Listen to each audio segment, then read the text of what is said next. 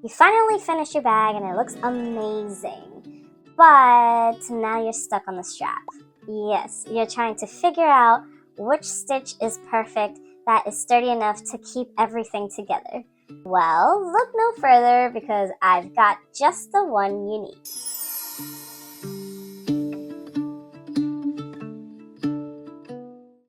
Hello everyone and welcome to Amparo Wonderland. So today we are going to be learning the stitch that is called the thermal stitch. Dun, da, da, da.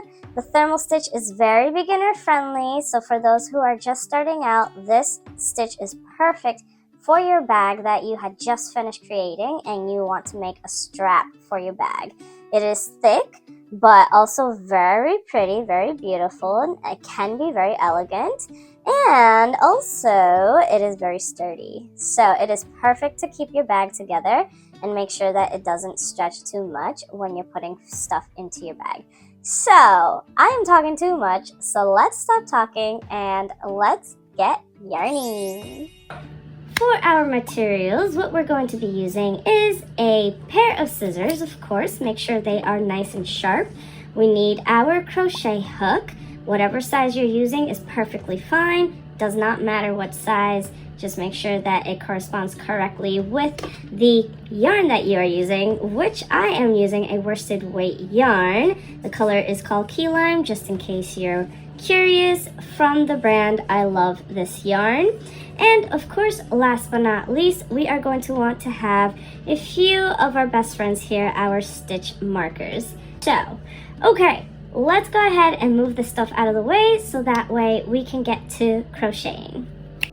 So here we are, we've got our yarn that we are starting out with, and this stitch is called the thermal stitch.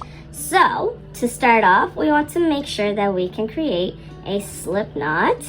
I know that looked really fast, but if you are a beginner, I do have a short tutorial up here so that way you can check out how to create the slip knot. So now that we've got our slip knot onto our crochet hook, what we're going to do is that we're going to create any number of chains to start off our thermal stitch.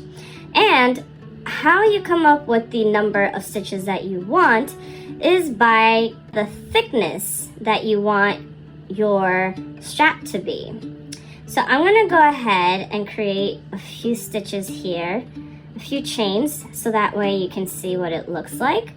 So to create a chain, just in case you're new to it, what you're going to do is that you're just simply going to yarn over. So put the yarn over your hook, and then you're going to go through that hoop that it's on your hook already, and you're just going to pull it right through. And that's a chain. Very, very easy. So here we've got 1, 2, 3, 4, 5, 6, 7, 8, 9 stitches. We got 9 chains to start off. You can, like I said, you can have as many as you want or as little as you want.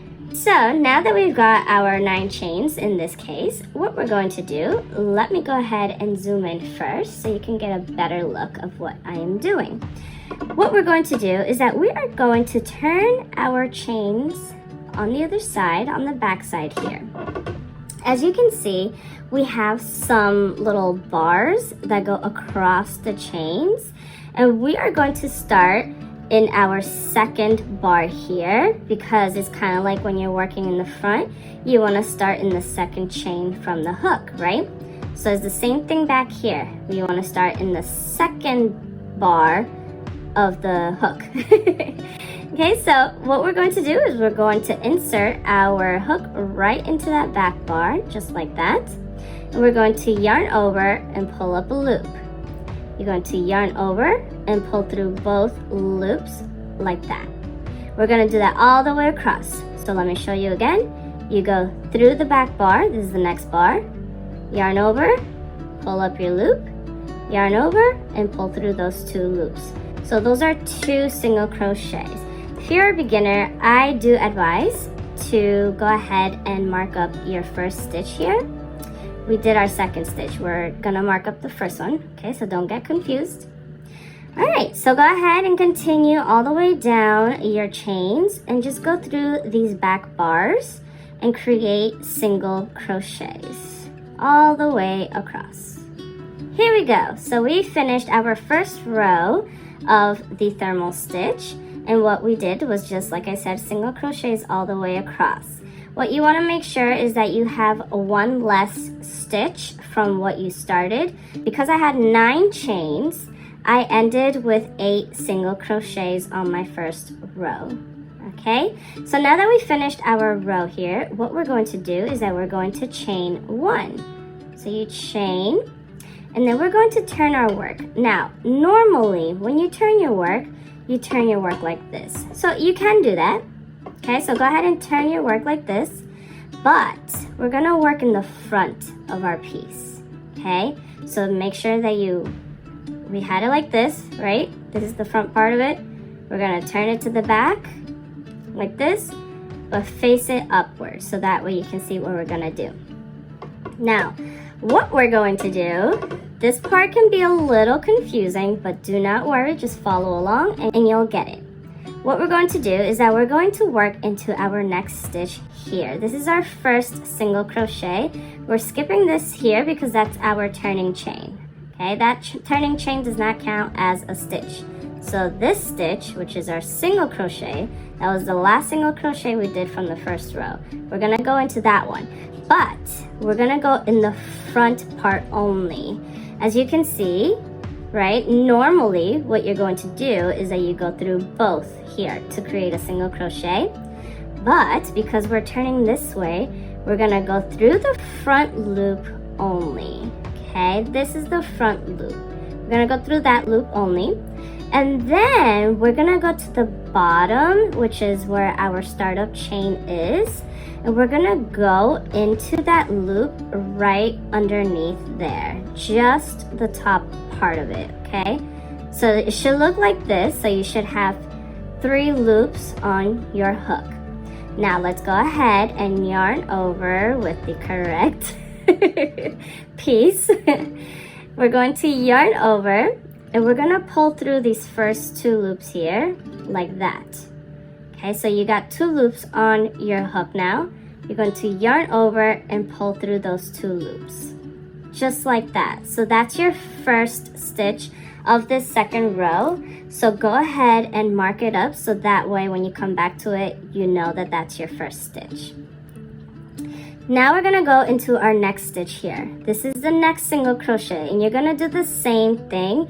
You're just gonna work into the front loop only, and then you're gonna grab the loop right underneath it, which is like from our startup chain, just like I said earlier. And we're going to yarn over and pull that loop up, yarn over and pull through those 2 loops. So that's just a regular single crochet, but like I said, we're working through the front part of it, and that's what makes it like the thickness of the stitch. We're gonna go into the next one. I'll show you one more time. So you go through the front loop only, and then you're gonna go in the front loop only of the bottom stitch too, just like that. You yarn over, you pull up that loop, you yarn over, and then you pull through those 2 loops. Okay, so go ahead all the way across this row, and this is going to be considered your second row. And like I said, you're just gonna do the same thing over and over again. So yarn over, pull through all the way across.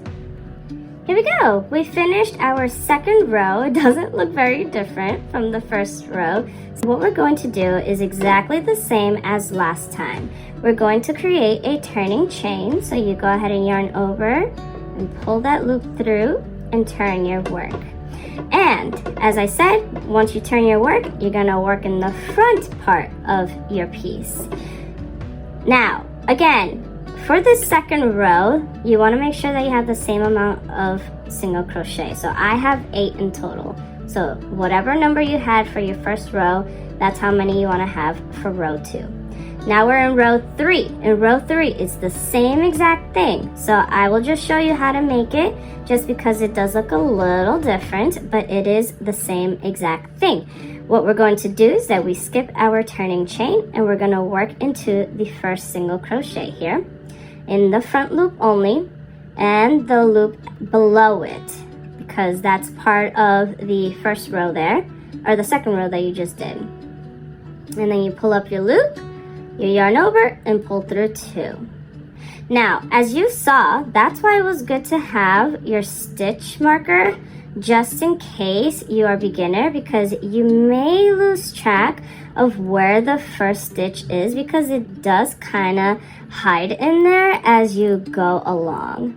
Now, go ahead and continue all the way across. So you want to go into the second stitch, the front loop only, and in the bottom as well, the front loop by itself. Also, you pull up that loop, you yarn over and pull through, and you've got your second single crochet in there. So go all the way across, and again, you're gonna wanna have the same number of stitches that you did for your rows 1 and 2. And that's it. Now you have it. Now you know how to create the thermal stitch. What you're going to do is that you're going to just continue doing that pattern of going and working in the front loops only all the way across for as many rows as you want. And you'll end up with something like this. Here we are. So this is what you should look like so far if you've added multiple rows. And as you go on and on and on, it's going to get longer and longer and longer, and you just keep going until you get the length that you want for your strap. Now, as you can see, this strap, it stretches a little bit, but not a whole lot. If you were to make just chains or single crochets or double crochets, your strap does stretch a lot, especially if you add weight to it. So that's the only thing about worsted weight yarn, is that it does stretch out pretty easily. But that's why this thermal stitch is so good and why it has become my favorite. Now, I'm going to stop talking. I'm going to show you how to finish your strap.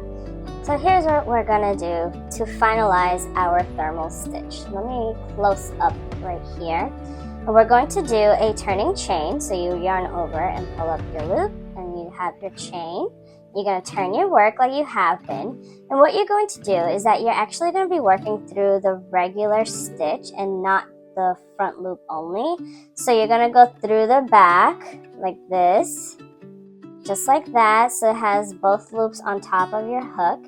And in addition to that, you're going to go through that bottom loop as well. So you have 1, 2, 3 loops plus the one that you already had on there. And you're going to yarn over and pull up your loop, just like that. And you're going to finish it by yarning over and pulling up that loop. So we're just doing a regular single crochet. So let me show you again how you do that in the next stitch. So you go in from the back, right, like you would normally do. And you have both loops of the stitch there, the single crochet. And you're going to go into the stitch down below as well, like we have been. So it's the thermal stitch plus the regular stitch that we normally do. And you yarn over, pull up that loop, yarn over, and pull through 2. Okay? So just do that all the way across. You're going to grab your 3 loops and create a regular single crochet all the way across. So you should have the same number of single crochets that you have been having for the previous rows.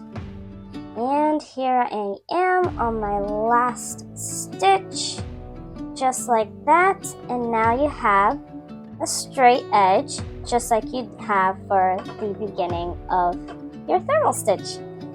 And then you're just gonna extend your loop and you fasten off. I'm not going to because I want to reuse this yarn. But that's it. Now you know how to create the thermal stitch that you can use for whatever. It doesn't just have to be a bag strap. It could literally be for a bag itself, or a little pouch, or just anything. You can really use this stitch for a lot of different things. I just love how thick it is. It's squishy, it's stretchy, but not as stretchy as other stitches that I've worked with. I think it's a really good stitch for bags. I know I keep repeating myself, but it's just, I've used this stitch for multiple bags now, and I'm just so in love with it. I really do like it because other stitches that I've used for bags, it makes the strap just stretch so far when I start to add stuff to my bag. I don't know if anybody else is a culprit of that, but or a victim of that. But there you go. So there you have it. Now you know how to create the thermal stitch, perfect for any parts of your own crochet designs that you are working on right now or planning on working on in your near future.